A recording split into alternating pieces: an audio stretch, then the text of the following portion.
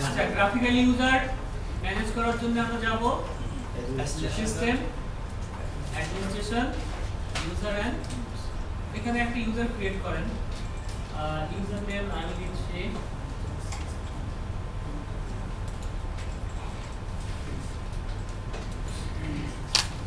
Password দিয়ে দিলাম।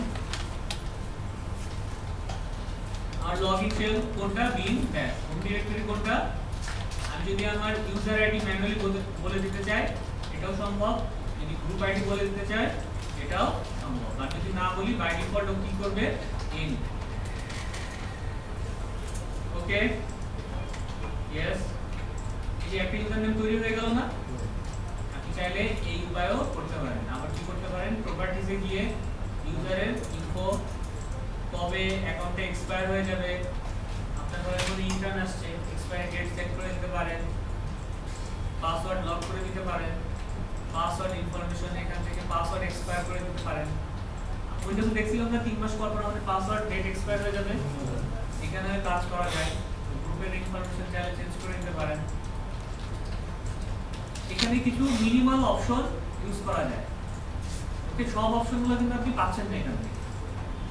আরো একটা অ্যাপ্লিকেশন আছে, সেটা হচ্ছে যে আপনার অ্যাপ্লিকেশন থেকে সিস্টেম টুল, এখান থেকে কে ইউজার, আমরা দুইটা ডেস্কটপ ইউজ করছিলাম না, ইনস্টল করছিলাম না, একটা জিনোম আর একটা কেডি।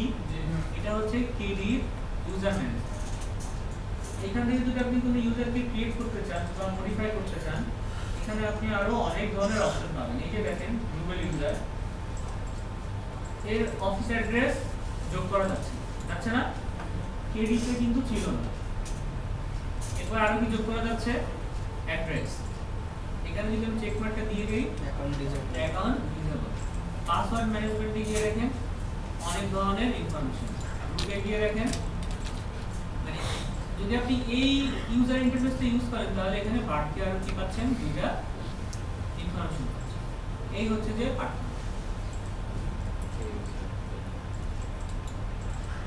এখন চলে যাব গ্রুপ অ্যাডমিনিস্ট্রেশন। তো গ্রুপের সিনট্যাক্সটা কি, এটা আরেকটা আলাদা ভিডিও।